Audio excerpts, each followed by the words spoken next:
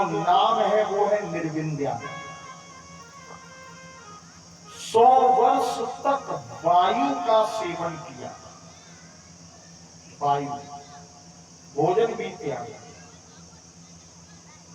और तीनों ही देवता आ गए, ब्रह्मा विष्णु महेश। तो अत्रि प्रश्न कर रहे हैं कि आप 3 देवता खड़े हैं, इनमें भगवान किसको कहा जाता है?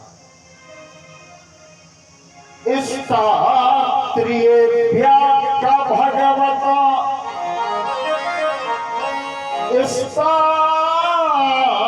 स्त्रियेभ्यः।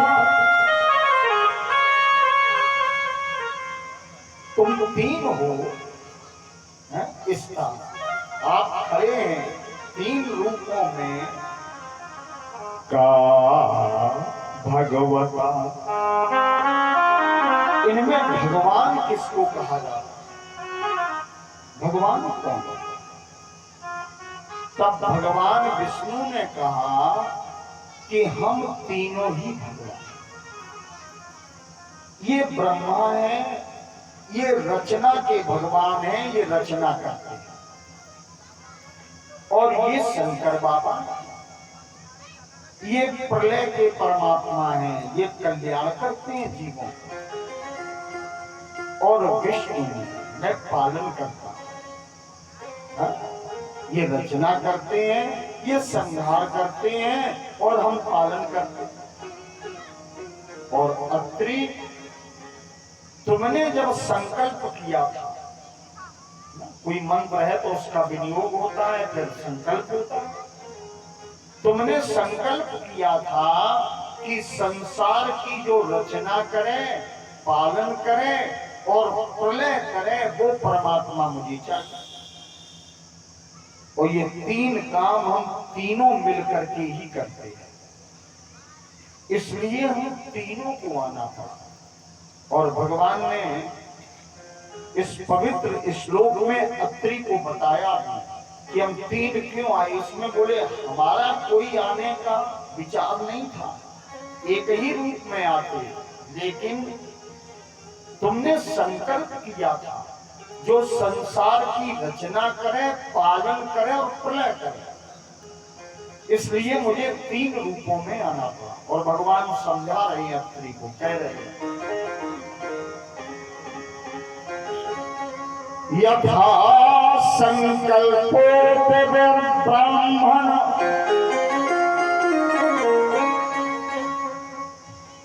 वयं तेन अन्यथा,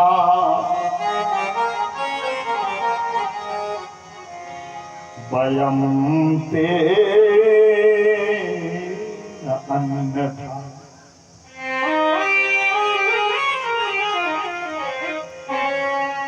तुम्हारा जैसा संकल्प, यथा संकल्पो ते ब्राह्मण, अरे ब्राह्मण देवता, तुम्हारा जैसा संकल्प था हम वही हैं, न अन्यथा, दूसरे नहीं। क्योंकि जब कोई साधक संकल्प के बंधन में मुझे बांध लेता है, जैसा संकल्प करता है ना, मैं उसके उद्देश्य की पूर्ति करता हूं। तुमने संकल्प किया था, इसलिए हमें 3 रूपों में आना पड़ा। अब एक उदाहरण ले लें। शिव संकल्प कीन मन माही, और यही तन सती भेंट मुई किया था क्या? तो सती को अपना तन बदलना पड़ा, सती ने शरीर ही को बदला। ते ही कारण हिमगिर ग्रह जाई, और जननी पार्वती तन। कारण ये था, संकल्प भगवान शिव का पूर्ण होना था। तो संकल्प जो है उस कारण से मुझे आना पड़ा। वैसे तो हम एक ही है, और अत्रि का नाम ही है अत्रि, और इनका नाम है दत्तात्रेय पुत्र बनेंगे। दत्तात्रेय भगवान बोले हमने तीनों को ही तुम्हें दे दिया, तीनों पुत्र बने हैं। अत्रि और अनसुईया को ब्रह्मा जी के अंश से जो पुत्र मिला उसका नाम चंद्रमा, चंद्रमा महात्मा चंद्रमा। ये चंद्रमा नामक महात्मा ये राम कथा में मिले हैं रास्ते में। भगवान शंकर के अंश से दूसरा जो पुत्र मिला अत्रि अनसुईया को, उनका नाम था दुर्वासा। और तीसरी जो संतान मिली वो दत्तात्रेय। ये तीन पुत्र मिले, दत्तात्रेय, दुर्वासा और चंद्रमा। ये नहीं कि वो 6-6 महीना के वही बन गए हो लड़का। और कहा सती नारी का अस्तित्व, उसकी महिमा वेद भी पूरी तरह नहीं गा सकते। इसके बाद परीक्षित जी प्रश्न करते हैं कि महाराज आपने हमें कन्याओं के वंश का चरित्र सुनाया, लेकिन महाराज मनु के 2 बेटे भी हुए, उनका कोई चरित्र आपने नहीं सुना। तब सुखदेव जी कहते हैं राजन, मनु के 2 पुत्र हुए, प्रियव्रत राज्य चाहते नहीं थे तो वन में जाकर के तपस्वी हो गए और उत्तानपाद राजा बने, लेकिन उत्तानपाद का निज का कोई चरित्र नहीं।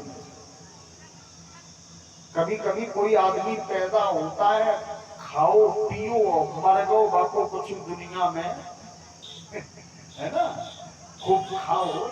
बहुत से लोग ऐसे हो कि सवेरे खाएं, दोपहरियों पे खाएं और संजय पे थमके जय हो, और बस जैसे आए थे वैसे ये चले गए। फिर लोग कहा था कि क्या करें, उन्हें कभी करो नहीं, वे थोड़े थोड़े ज्यादा सीधे आते, मंद बुद्धि के आते, या और का पीछे थे। इसलिए जीवन जीने के लिए मिला, जीवन को ढो मत, जिंदगी को संभाल करके जियो, यही धर्मशास्त्र उपदेश करते। बोले कोई उनका अस्तित्व नहीं, लेकिन उनके पुत्र ध्रुव ने 5 वर्ष की अवस्था में 5 महीने की साधना में भगवान को प्राप्त कर लिया। इसलिए पुत्र के प्रभाव से पिता का नाम भी ग्रंथों में आदर से दिया जाता है। एक सामान्य नियम है कि पुत्र की पहचान पिता से होती, वो ना पिता से किसकी पहचान, पुत्र की। लेकिन कोई कोई पुत्र इतने यशस्वी होते हैं कि उन पुत्रों के प्रभाव से पिता का महत्व बढ़ जाता है। वैसे ये चरित्र है, कथा सुनाते हुए शुक्राचार्य जी ने वर्णन किया और कहा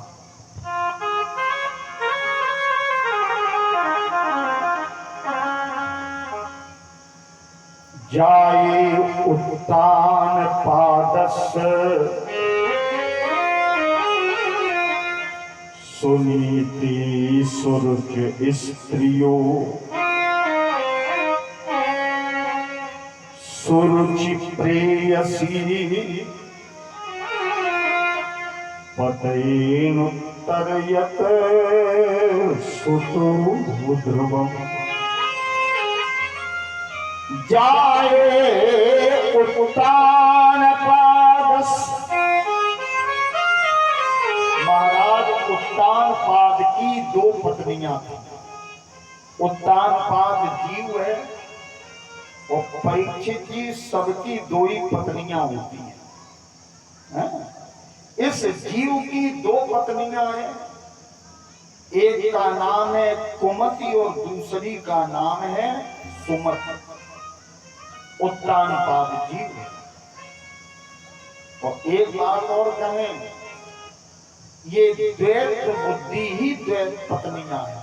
तो कुल मिला के 2 पुत्र पत्नियां थी उत्तान का, सुनीति सुरुचि। सुनीति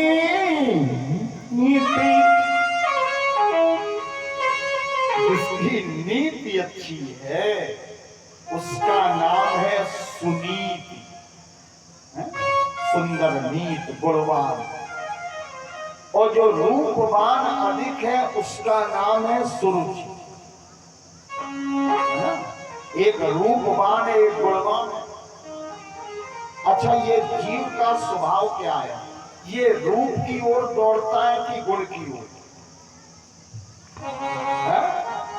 रूप की ओर।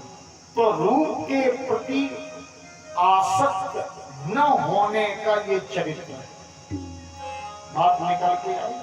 माताएं बहू देखने जाती हैं तो गुण देखती है कि रूप? ये रूप देखने जाती है। और रूप में धोखा भी हो सकता है लेकिन गुण में कोई धोखा नहीं। सुरुचि के पुत्र का नाम था उत्तम और सुनीति के बेटे का नाम था ध्रुव। एक समय उत्तानपाद जी सिंहासन पर बैठे, दरबार लगा हुआ था और सुरुचि पास में खड़ी थी। उत्तम को गोद में लिए, सुरुचि के बेटे को गोद में लिए, लालन कर रहे थे, उसको खिला रहे थे, उसको प्यार कर रहे थे।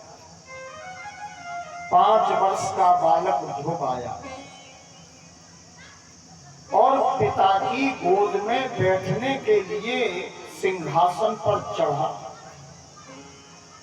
पिता की गोद तक पहुंचने ही वाला था कि सुरुचि ने हाथ पकड़ा और झटके से नीचे उतार के खड़ा किया और बोली, पिता की गोद में बैठने का अधिकार तुम्हें किसने दे दिया? और अगर गोद में बैठना है तो बेटा वन में जाओ, तपस्या करो, भगवान से अपनी मृत्यु मांगो और मरने के बाद जब मेरे गर्भ से जन्म लेकर आओगे पिता की गोद में बैठने का अधिकार तब मिलेगा। कथा में ध्यान रखना, सुरुचि का जो उपदेश है उसमें कोई कमी नहीं, उपदेश बहुत अच्छा है लेकिन उद्देश्य अच्छा नहीं है। उपदेश तो ये कहा कि भगवान की शरण में जाओ, तपस्या करो, बहुत बढ़िया बात है, लेकिन उद्देश्य बोले मृत्यु मांगो, हमारा कर्म भी अच्छा हो और कर्म के पीछे का उद्देश्य भी अच्छा होना चाहिए। प्रेम से बोलो राधे। उद्देश्य भी विचारणीय हो, स्वागत के योग्य हो, उचित हो, अनुकूल हो, समीचीन हो, उपयुक्त हो, मान्यता हो उसकी। ध्रुव के हृदय को चोट लगी। क्षत्रिय स्वभाव अपनी मां के महल की ओर ध्रुव चले, लंबी लंबी श्वास ले रहे थे और मैया दूर से देखती है। भागवत जी का श्लोक है, दीर्घ स्वसंती वजनस्य पारं पश्यन्तीम बालक माहबाल। मैया ने गोद में उठाया, कहा, बेटा तुम्हारा किसी ने अपमान कर दिया? ध्रुव बोले कि पिता ने गोद में नहीं बैठा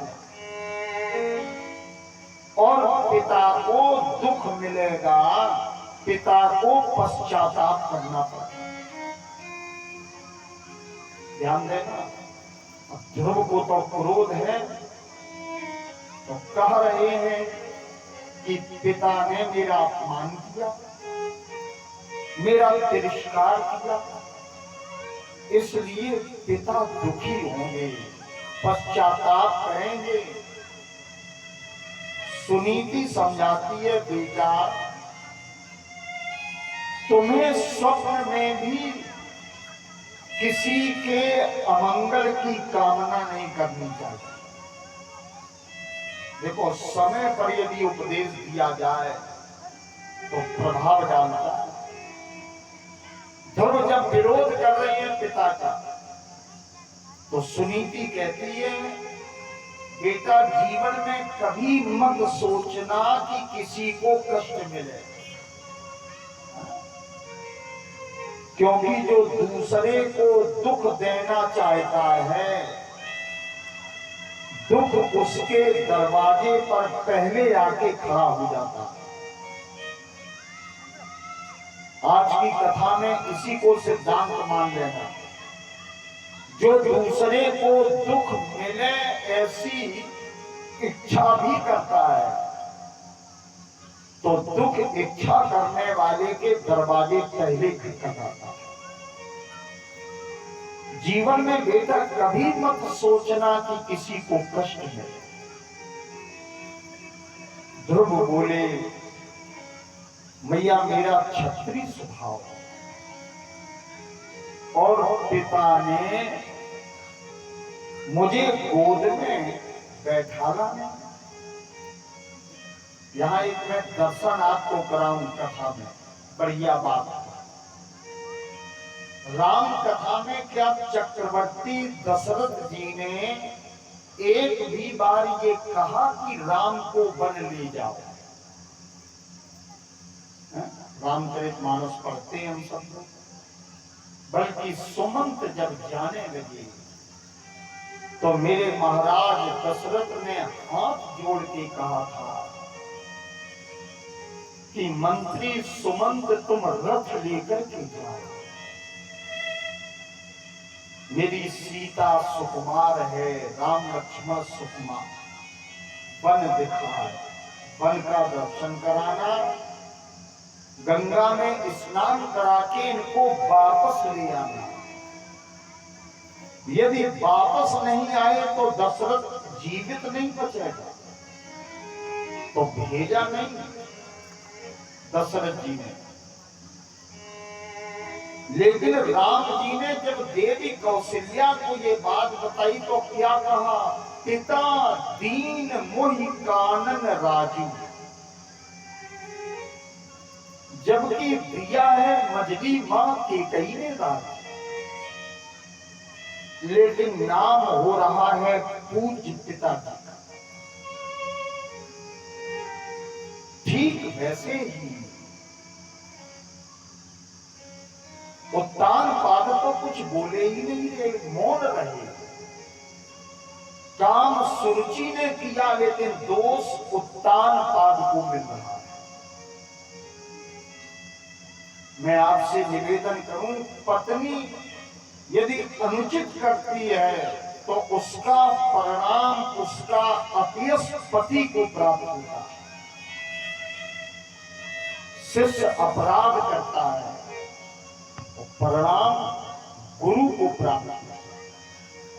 राष्ट्र पाप करता है, परिणाम राजा को भोगना पड़ता है। सिद्धांत है। ध्रुव बोले, मां मेरे पिता ने इतना, मैया समझाती है, बेटा एक दिन बड़े हो जाओगे तो पिता की गोद तो तुम्हें त्यागनी ही पड़ेगी। जगत पिता की गोद में बैठे। ध्रुव का बालक स्वभाव, तो पूछा मैया वो गोद मिलेगी कब? सुनीति कहती है, उसके लिए तो वन में जाके तुम्हें तप करना पड़ेगा। ध्रुव ने लंगोटी लगाई और अपनी मां को प्रणाम करके ध्रुव वन की ओर चल पड़े।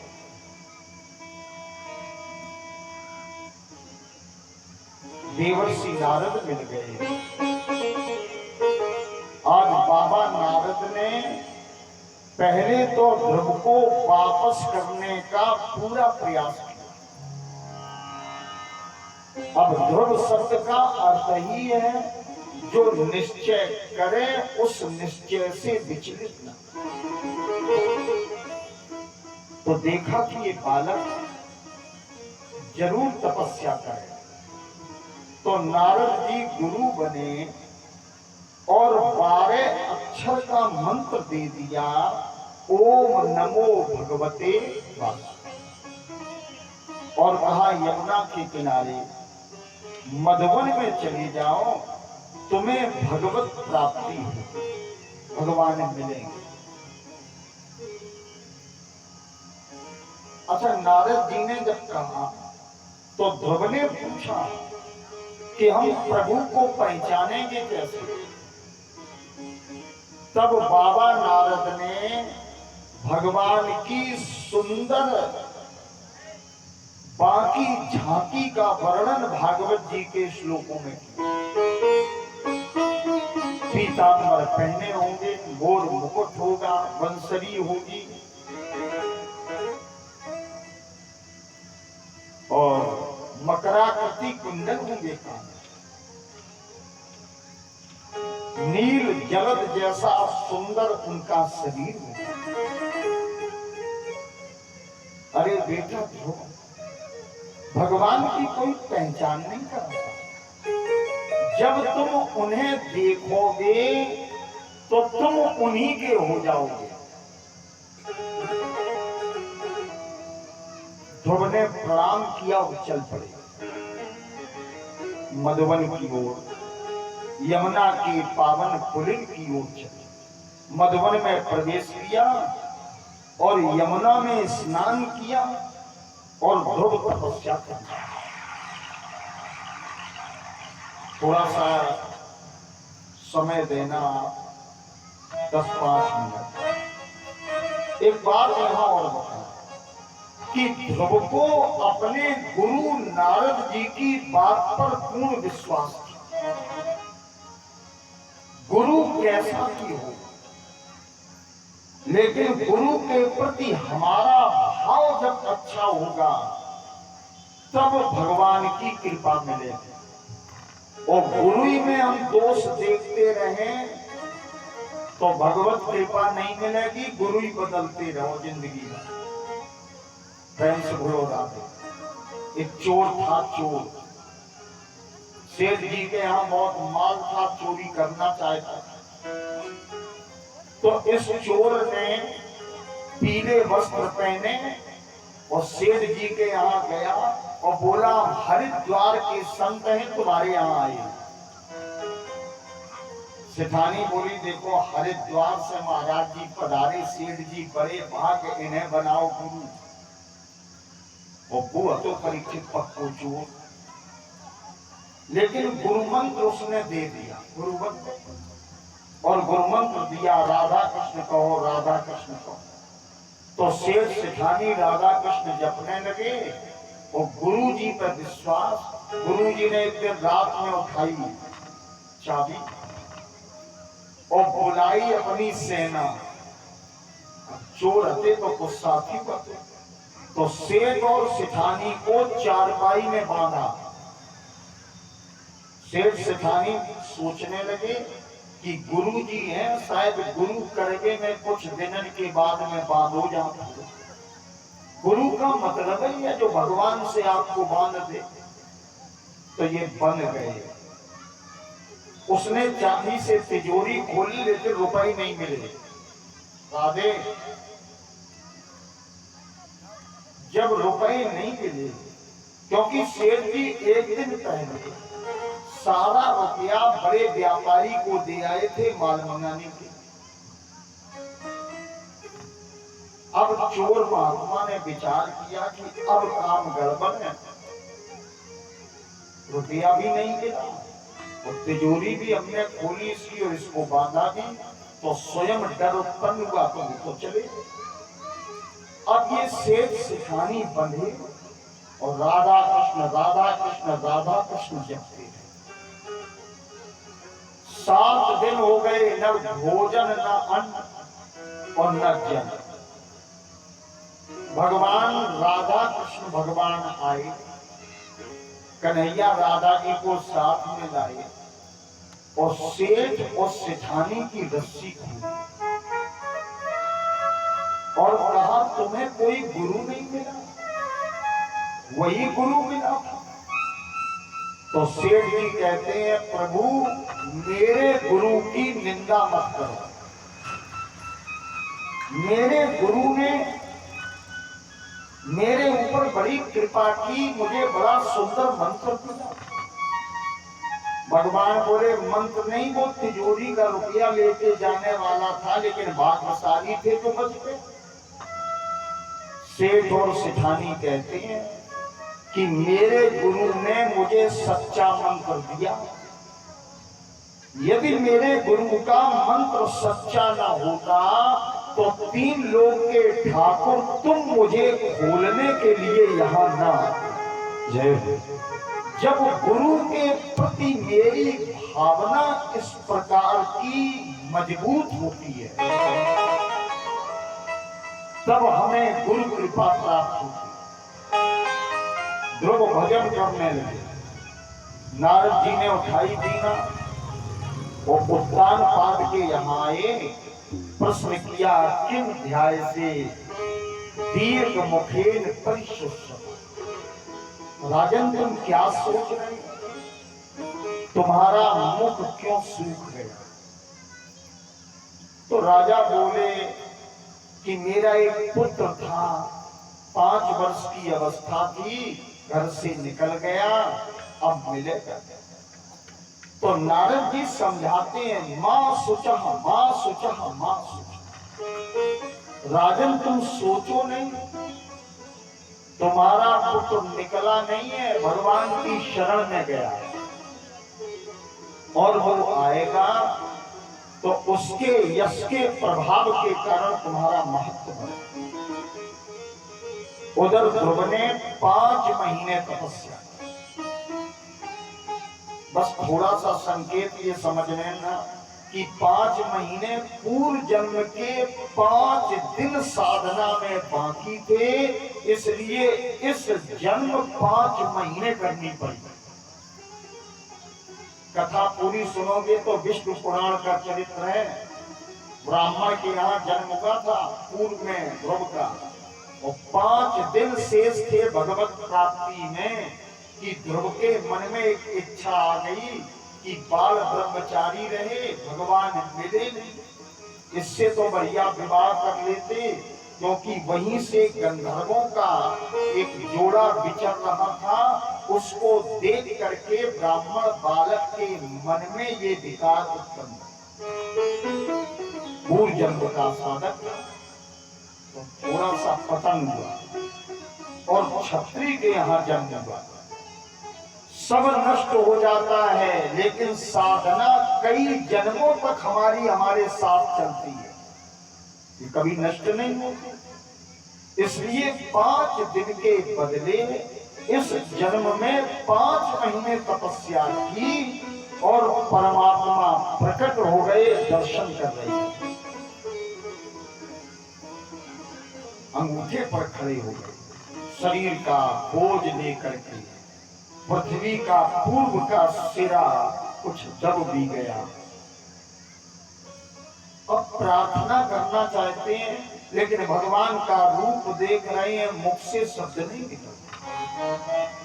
भगवान समझ गए तो 5 जन नाम का शंख स्पर्श कराया। ध्रुव की सोई हुई वाणी जाकर और भागवत के 12 श्लोकों में ध्रुव ने प्रार्थना की, यो अंतः प्रविश्य मम वाच निवा प्रसुप्ता संजीवयत अखिल शक्ति धरा स्वधामना।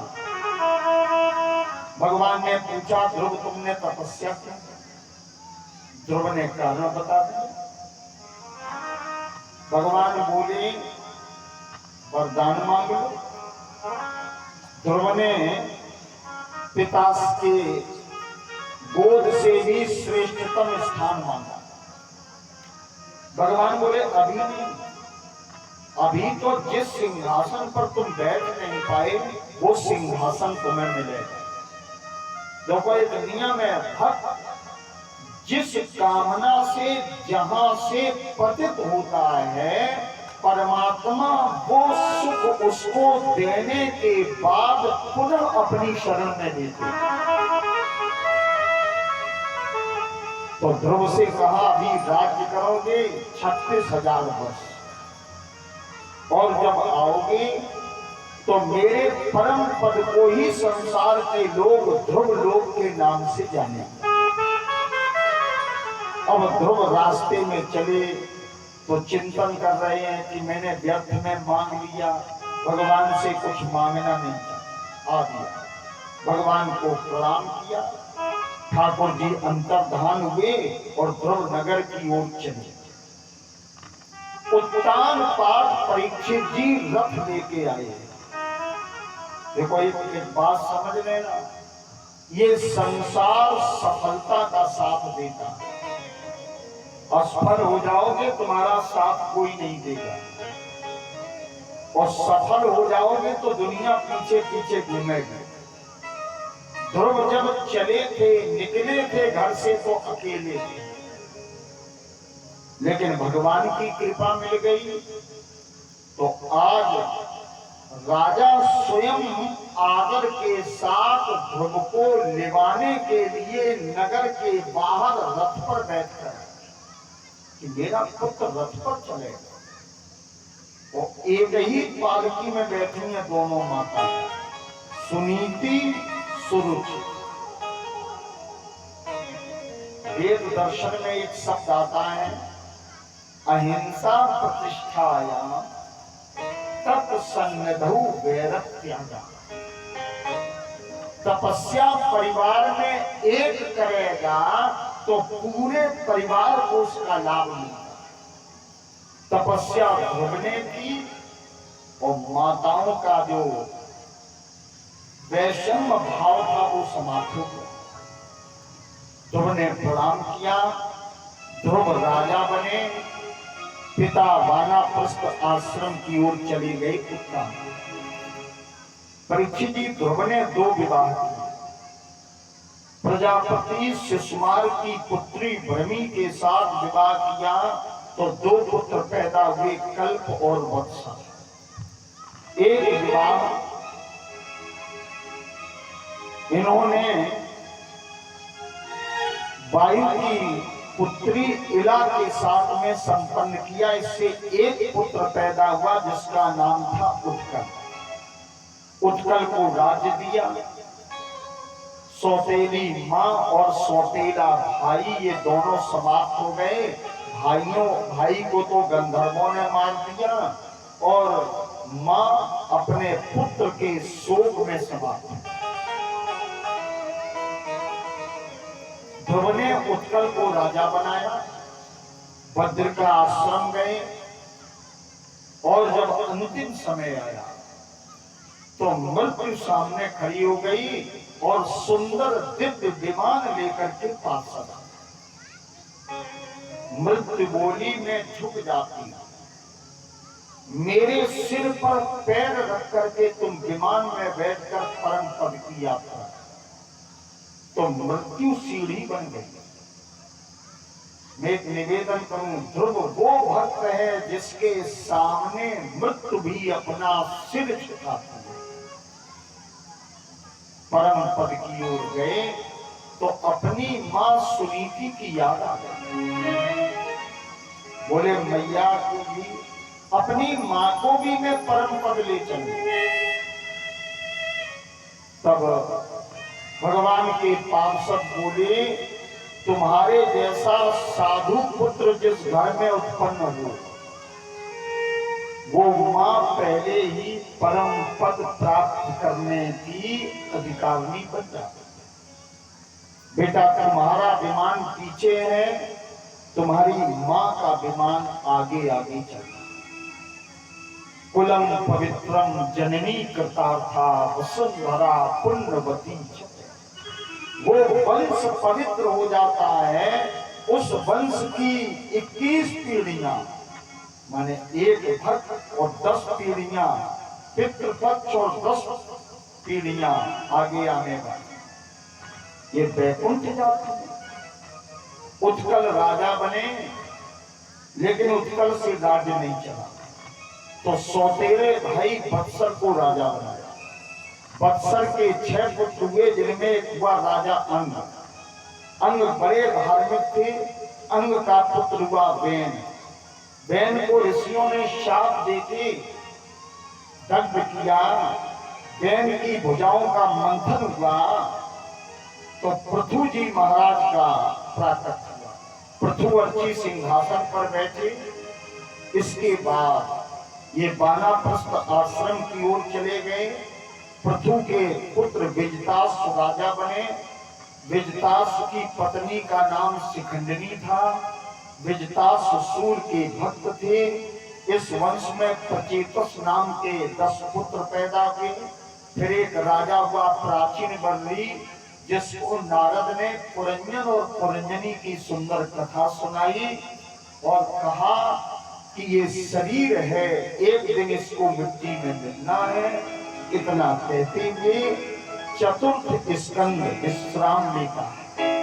कल पंचम स्कंद में भूगोल और खगोल का वर्णन करते हुए अजामिल चरित्र, प्रहलाद जी का चरित्र, बलि बामन का चरित्र और समुद्र मंथन की कथा और भगवान कृष्णचंद्र जी महाराज के जन्म का उत्सव बड़ी धूमधाम के साथ